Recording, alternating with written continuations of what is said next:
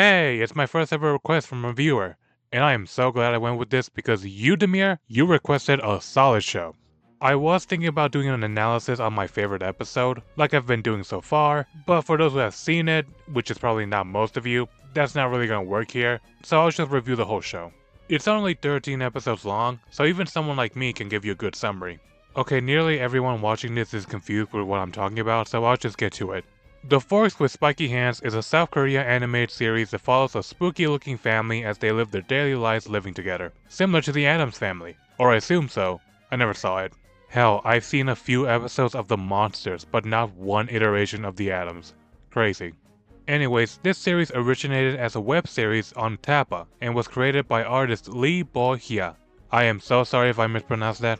Also, I wish I could say more about the artist and the production from webcomic to animated series, but there doesn't seem to be that much online to research. Or maybe there is, but it's on the South Korea side of the internet, in which case I do not have the knowledge or capability to search. I can't say much on that, but I can at least go over the show itself, and also kind of the webcomics since the show pretty much adapted the entire thing for the first couple of episodes.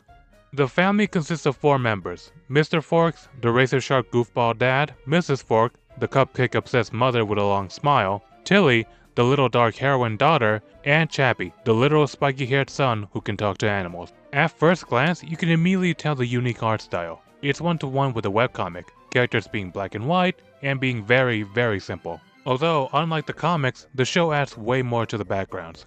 Not just in color, but also in texture, being graded-like and sometimes also showing patterns. It seems small, but it definitely adds way more to the aesthetic throughout. But the looks aren't all this series has. That's also in the surprisingly moving plot. Yes, even though every episode is a collection of mini-stories, these all, for the most part, follow the family as it grows.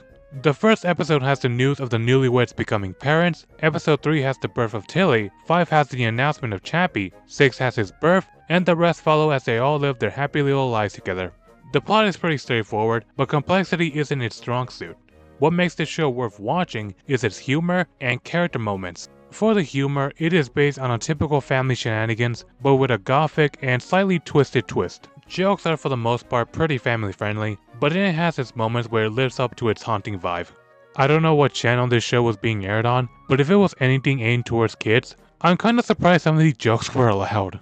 There aren't really any comedic moments here that will leave you gasping for air, but they will make you constantly chuckle throughout each 20 minutes. My favorite jokes are always the ones that involve other characters outside the family interacting with them, showing you completely how much these 4 stand out from the world.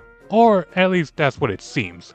It's always a good time that never leaves you feeling like you should be watching something else. To go a little further on the characters, many of the mini-stories obviously focus on them, and they try all they can to make them entertaining. The dad ones, personally, are my least favorite. A good portion make me laugh, but then start to drag on the longer you watch. It could be because of the voice. Honey, something terrible's happening. Honey, that's a thing. It's just way too over the top to listen to for a very long time. The kid moments vary in material, but get the job done for the most part. The mom side stories, on the other hand, are really the best in my opinion. And it's not just her. Her moments usually bring out the best moments of the other members as well. Whenever they're all together, you can expect an enjoyable few minutes. But there's also some memorable side characters as well. As the episodes go on, Tilly grows her own circle of friends, all being entertaining in their own right.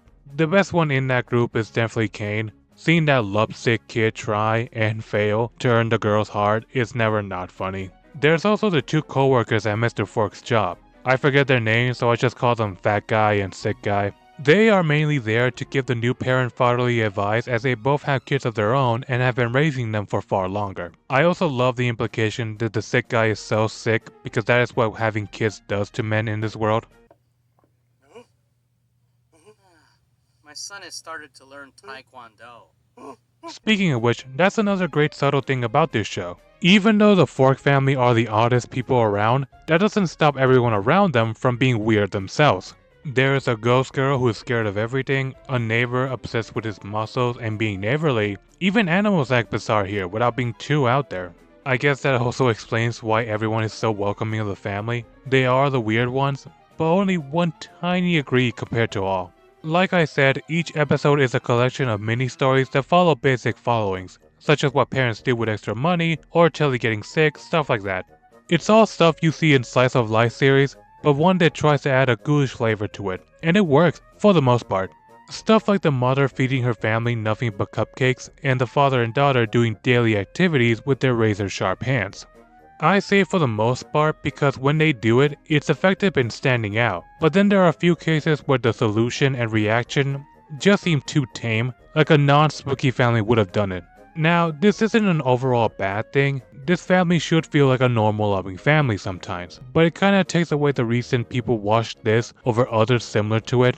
It isn't a complete issue of the show, just a risk that comes from doing these kinds of things.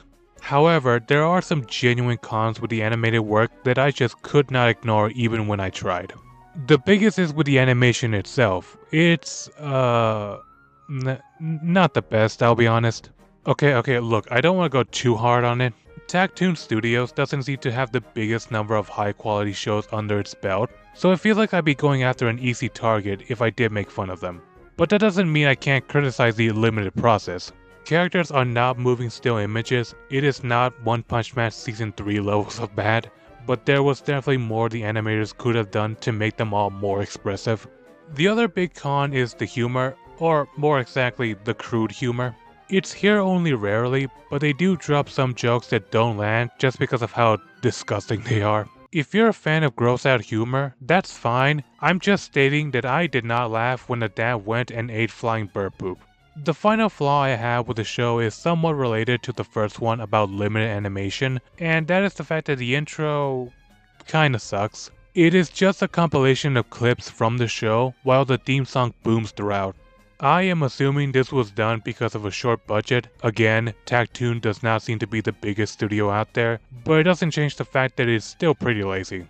Still though, even with those issues, I still recommend you check this show out. This is one of those shows you watch in the middle of the afternoon during a weekend when you have nothing better to do but just sit back and let the TV play. The humor for the majority of the time is harmless fun, and you really grow to love the main characters with each episode you watch. They may look creepy, but it is a family of joy and goofiness throughout. It's also not that big of a commitment, only 13 episodes. If you end up liking the show from the start, then I would highly suggest you slow down and savor each episode, because unfortunately a second season is very, very, very unlikely. This came out in 2016, so yeah, savor it. The Forks with Spiky Hands started as a webcomic but had the chance to be far more real, with movement, music, and voices. This black and white family that started in digital paper became a charming, odd group of weirdos that you will end up adoring like all the other side characters do. This series is partially available on YouTube for free, but the whole thing is available on Tubi for free as well. So grab a cupcake, sharpen your fingers, and hug your pet as you watch this wholesome cozy little show with the most bizarre family you have ever seen.